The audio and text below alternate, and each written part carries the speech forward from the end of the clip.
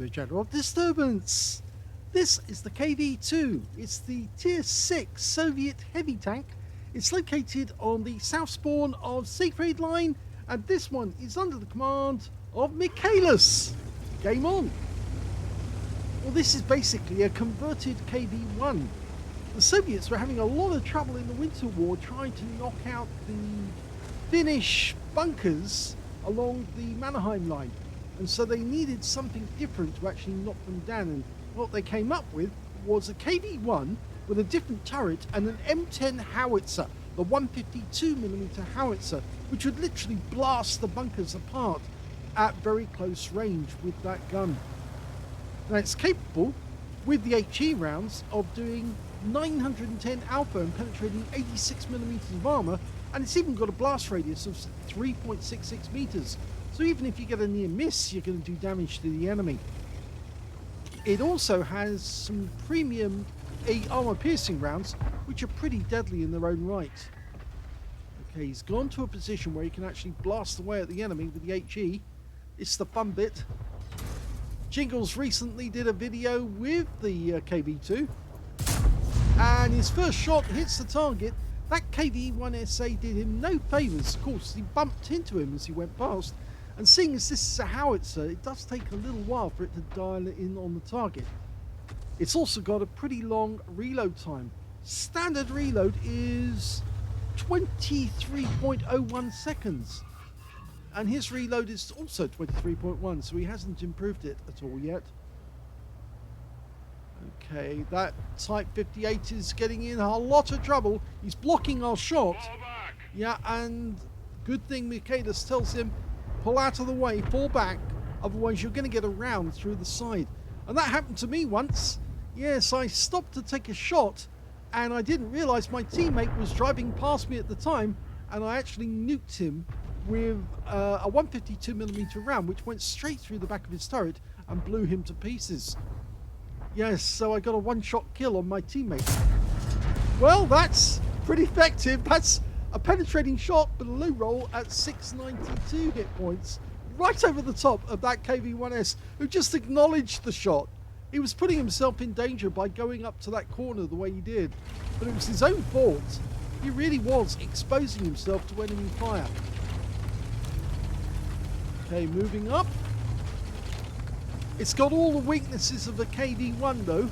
The same points of weakness such as the strip along the front of the vehicle, which is vulnerable, the driver's ports and the driver's mate's port. Ooh, that enemy tank is... Oh, he took him out with one shot as well. Very well timed. 728 hit points from the KV-1. Now, I do recommend you have a look at the Jingles video on the KV-2 recently. It was rather funny, actually. And he was pointing out that there was one of these tanks at Racini at a particular road junction, and they held back an entire division. In fact, I think it was more than a division, actually, of German tanks. They just couldn't penetrate them or get past them. Ah, yeah, he missed with that one. That would have been nice, actually. He got an M6 in the side. Yes, they held up an entire division of German tanks, and they just couldn't get this guy to budge. In fact, the KV-2 had actually been hit by so many rounds that it wasn't capable of moving away. Oh, and he wasn't loaded when the T1 went past him. That would have been very, very funny, but he's coming back. Oh, and he missed them again. In fact, it hit the tracks. Would you believe it? That T1 Heavy should go out and buy a lottery ticket straight away. Oh, and that's an Arty round that was aimed at him as well. When they actually destroyed the KV-2 in the end at Racini, they went up and counted the number of shell impacts, and there were a huge number there. 301 hit points, and he got some spotting damage on the baguette as well, and some more.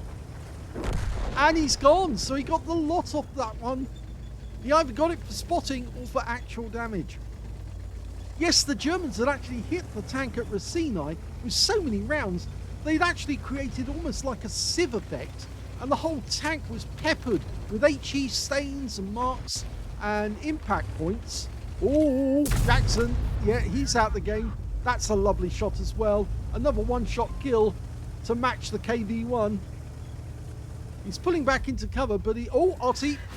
Yeah. The gorilla made his presence known, and he actually hit the turret. Would you believe that? But he hasn't stopped him yet. 2.5k of damage. Yes, the Racine tank was thoroughly destroyed at the end. Literally, it was a miracle that, well, that it survived as long as it did, and he's just got a hit on the KV-2 on the enemy team. Shall we see a action replay for that? I was talking so loudly, I missed the point where he actually did do that damage. So let's have another shot at the KV-2. Okay, creeps forward to try and keep his aim tight. There's the KV-2. And 252 hit points. He managed to get it into the rear of the vehicle. Now the KV-2, they didn't build a lot of them. They actually only built 210 in total. They built 110 of them in 1940 and another 100 in 1941. But they didn't build many more simply because they knew that it wasn't really effective against tanks. It was actually more effective against bunkers. Oh, he's back again, and it's another one shot. It's the M4A1, but it was only 137 hit points because he had taken damage beforehand. So he's now got 3 kills out of the game, and he's done an awful lot of damage, just under 3k. So they didn't build that many, but surprisingly, the Germans did capture some, and Wargaming have not put this tank into the game yet, but I do expect that they will eventually. It was known as the KV or Sturmpanzer Kampfwagen KW-2 754A. And there goes the enemy KV-2. So that's 4 kills, and now he's up to 3,134. Yes, so I do expect Wargaming to eventually put a German-marked KV-2 into the game, because they did have them. The only problem really with the KV-2 was, as Jingles mentioned actually, you can't fire the gun if the turret is facing anything other than straight forward. And the reason behind that is the howitzer is so powerful, it can literally flip the tank over on its side. So you have to fire looking straight forward at the target. You can't do this. And that's another tank out of the game. And that's 5 kills. Unfortunately, he did take another hit from the gorilla, but it's only minor damage. 'Tis but a scratch. Oh, dearies. This time it was the Su-122A, the Tier 5 Soviet SPG. There's only 3 enemy tanks left. A Panzer IV Ausführung H, the gorilla, and that Su-122, and they're all trying to take him out. Okay, he spotted the gorilla. Now, can he hit him from over this ridgeline? No. I wish he could. It would be about right, but there goes the Panzer IV, and he's moving up to try and take a shot on the gorilla, but I don't think he'll get the chance, because I have the feeling the ARL V39 ES has just stolen that kill. But the thing is, Michalus is on for a Top Gun. Now, will they actually let him get the Top Gun? Probably not, but it would be nice if they did. Okay, can he get the jump on this guy? Oh, just missed it. But he did have a fantastic game in the KV-2.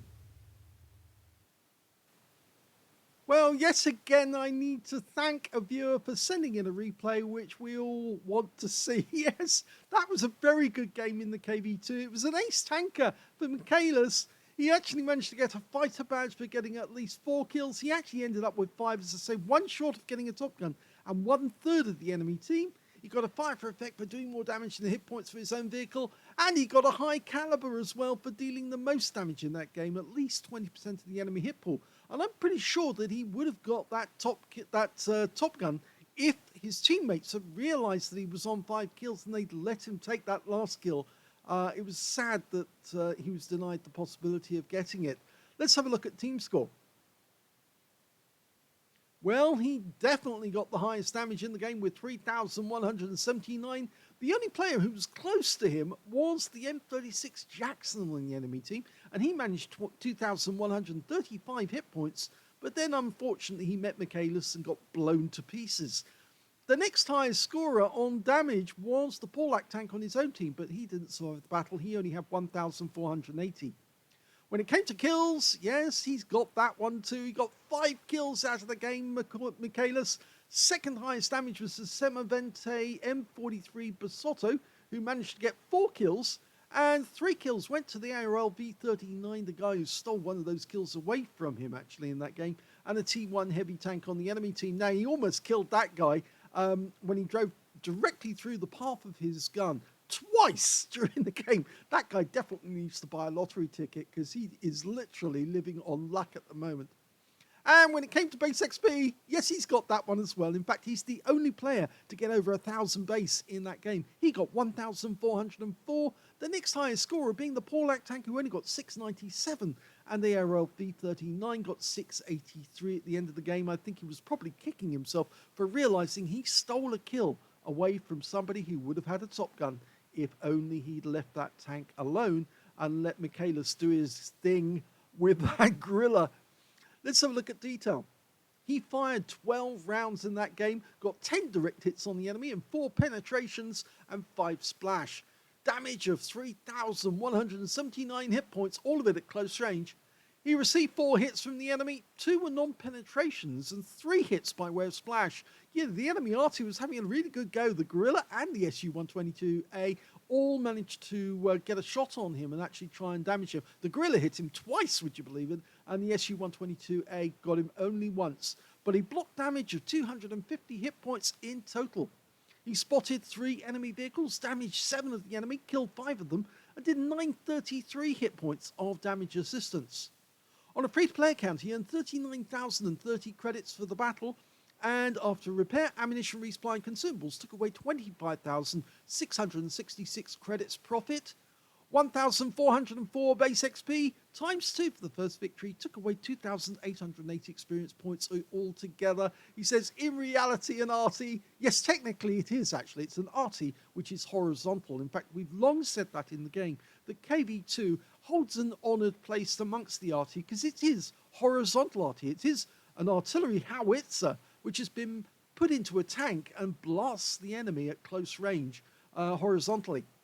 So a nice game there. In fact, actually a very good game by Michalus. Just goes to show how good the KV-2 can be in the right hands. And even with HE rounds, it is absolutely lethal if the player knows what they're doing.